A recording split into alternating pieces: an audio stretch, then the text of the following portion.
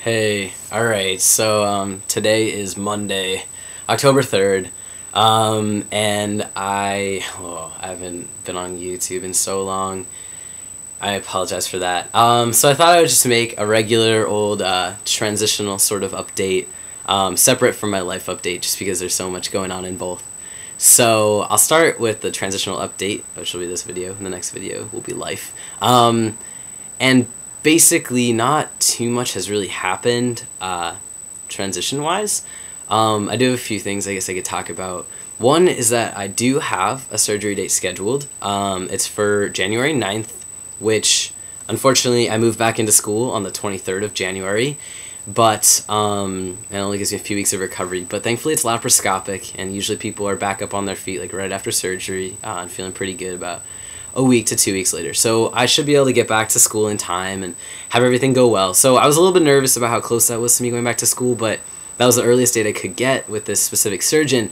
And I'm now going to a different surgeon than I was before. I think the last time I talked about it, the surgeon I was originally going to that insurance didn't cover was about $50,000. So yeah, that wasn't so good. So I actually found a surgeon that's only a 20-minute drive from my house, who we found him trans guy from long ago, blogged about his surgery, his hysterectomy with him, and how good it went, or how well it went. So we contacted him. I got a consultation. He was really nice. Yeah, that's pretty much what I have to say about that. His surgeon fee is only about $3,200, and then the hospital fees will be about $10,000 plus the anesthesia. We're talking about $16,000 to $17,000. My mom can afford to pay about $10,000. So, I mean, I don't have any money. I'm a poor college student. I've got, maybe like $200 to my name. So that's like food and car insurance. But so I don't really have much money. But yeah, so I'm hoping what's gonna happen is insurance might cover it.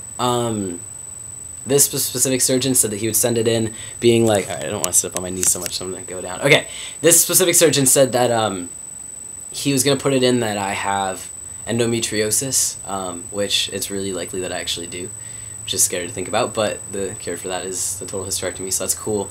And that I have like abnormal cysts and all this other stuff. So, and like dangerous sorts of things. So, applying to insurance through that sort of way might actually be good, like it might work out. So, they might cover it.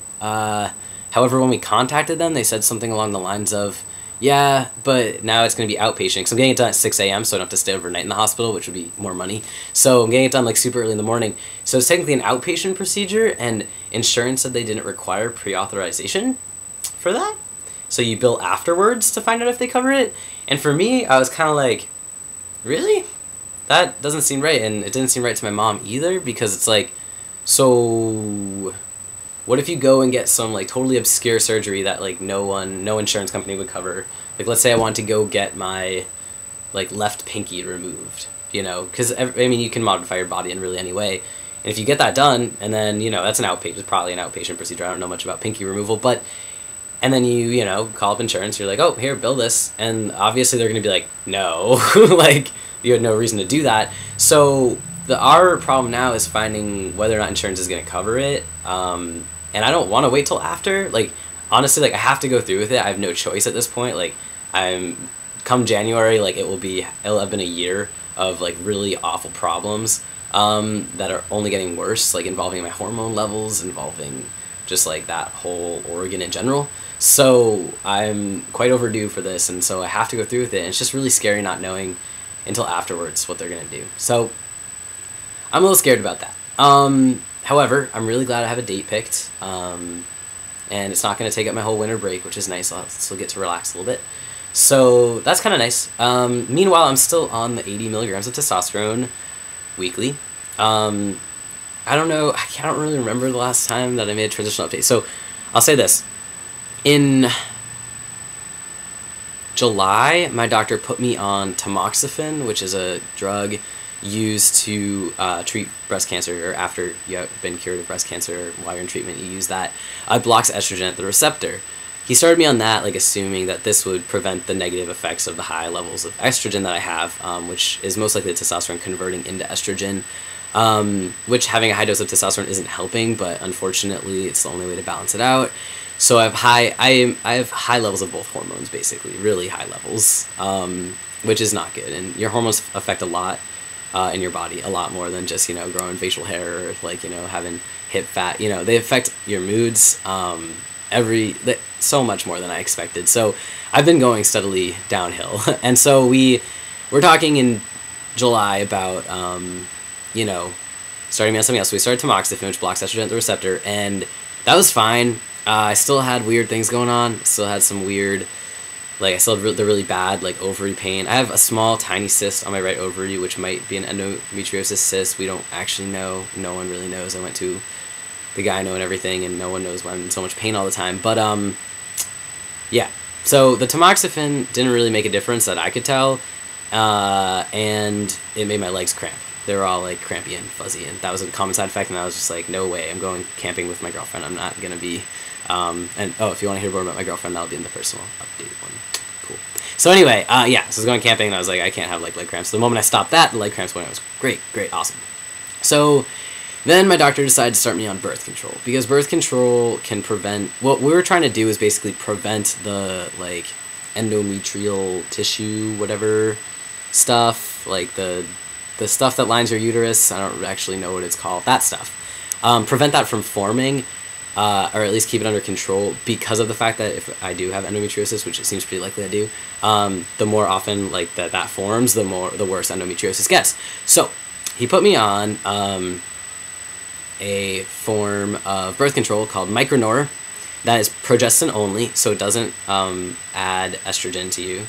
It looks like I'm balding, but really it's just the shine. I promise I'm not quite balding yet. Yikes. It does kind of look like I'm balding. Oh, I don't like that. Uh-oh, maybe I am. Damn it. Okay, anyway, I haven't seen myself in a while. Via YouTube video. So anyway, but, so Micronor. That was awful. It prevented everything that it was supposed to prevent. I felt really good the first month. I was on it for a total of 2 months. I stopped a week and a few days ago because all of a sudden I got back to school and this is about a month into it, and I was so depressed and I didn't know why. I really felt like I was in this pit. It's indescribable how awful I felt. I can't even, I don't even want to think about it. It was 3 weeks of literally feeling like crap. And I usually know why I'm feeling like shit. I cried randomly every day. Every day I would just cry. I had 2 panic attacks, the first ones in my entire life.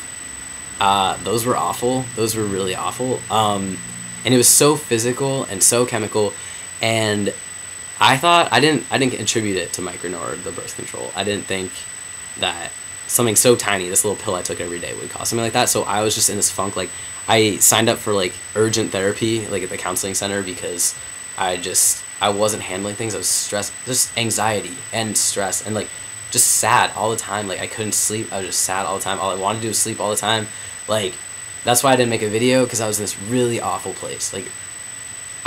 So bad. So I can talk about it now because I'm past that, but it was seriously some of the worst weeks of my life. I literally had 1 week where I didn't know how I would actually make it to the end of the week, and I was considering leaving school, taking a leave of absence, going home and just figuring my shit out, because I thought it was entirely me. I was like this isn't who I am as a person at all. I feel like shit.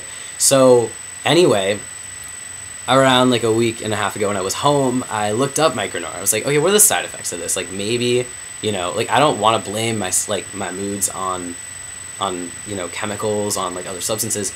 So I avoided that. But I looked it up, and panic attacks, depression, suicidal thoughts, pessimism, anxiety, everything, people were never touch this pill. Most people had these side effects, and that's why not many people use this pill. But he put me on it because it's the only one without estrogen. So it's obviously not the best form of birth control. But I was literally like this. This is my face. I was like, okay. So the moment of seeing that, I was like, may as well stop it and give it a try. I can't handle these emotions. And it stopped the physical pain. Actually, the one thing Micronor did was I didn't have the physical ovary pain. So I was like, great, this is awesome. The moment I stopped, the ovary pain came back. but my moods just like 24 hours later, just so much better. And right now I'm back to like how I felt before. So I'm very glad that I figured that out, that it was mostly Micronor. I am going back into therapy to deal with like anxiety and stress, just in general, just because this semester has been really hard. But and just to work on things. I feel like therapy is good. I should have kept going after gender therapy, so I'm getting back into it. But who knew that a little thing like that could just totally change like your personality? Like, it floors me. I guess that's the only way I can say it. I'm floored by the fact that that happened. But I'm so much better now. I'm like almost completely back onto my feet and recovered from that episode. I'm so glad it's over. I will never recommend that to anybody. Don't ever take Micronor, ever. I mean, obviously for some people they don't have side effects, but for me it was so bad that like really, like I would definitely, if you do take it, I don't know like how many people out there are on birth control and stuff, but if you do take it, like make sure you know that if you start feeling like crap and like a totally different person and just like really, really awful, that's probably not you, is probably the Micronor. So I now, because of that experience, have a better understanding of what it feels like to be chemically, and just like to have your chemicals be so that you do feel depressed and that you do have really bad anxiety and really bad panic attacks. And while I wouldn't ever want to repeat those few weeks of my life ever again, I'm really thankful for the fact that I learned how that feels for some people, because some people out there, without taking a pill, just naturally their chemicals are imbalanced like in such a way that this pill is making mine. And those individuals like often have to be on medication and often go through bad periods, and I've seen people have anxiety and panic attacks and never really known how that felt, and now I do, and I'm just much more aware of how bad things can be like chemically for others, for myself, and I'm thankful that I know that feeling now, because I didn't know the feeling of being super depressed or being super down and not knowing why. And it was really scary and it was really awful. And so I don't know, anybody who ever gets into a place like that, like seek help immediately. Like that's what I waited a little long. I was literally just getting to like this breaking point when I discovered to stop Micronor. But I had signed up for therapy. I was gonna try and get into the swing of it. So I'm gonna go therapy, but I'm glad that I'm out of that. So that is my formal reason of why I haven't been on YouTube, because I was feeling so shitty. I was like, I probably would have just like cried randomly over like the rain, or like I don't know, what did I cry randomly over? I guess it wasn't really random. Oh, I was reading this thing for art history like outside the library, and then just all of a sudden it was like something about this bowl that had been like broken in half, and like this woman was sad that like her bowl was broken in half because she spent so long like crafting it. It was gonna be a gift to her husband, and I just started bawling my eyes out. I was like, that's the saddest thing I've ever heard. So like kind of like emotional mood roller coaster, but that's over and I'm happy. So those are my basic transitional updates, 13 minutes of them. So I'll talk about more personal things in another video just because it was super long. But yeah, so I'm doing much better now. I'm not currently on any medication except for the testosterone. I'm just waiting it out in pain for 3 months until my hysto. I say physical pain is much better than emotional that I can handle. So I'm taking that. It sucks I had to make that choice. It sucks that there has to be a choice between physical or emotional pain and which one I want to bear more. But physical, like I can take Advil for that, or I can go for a run and get my blood flowing for that. Like emotional, like so yeah, that was a learning experience, and that's my transition so far. So January 9th, yes, okay, cool. All right, peace.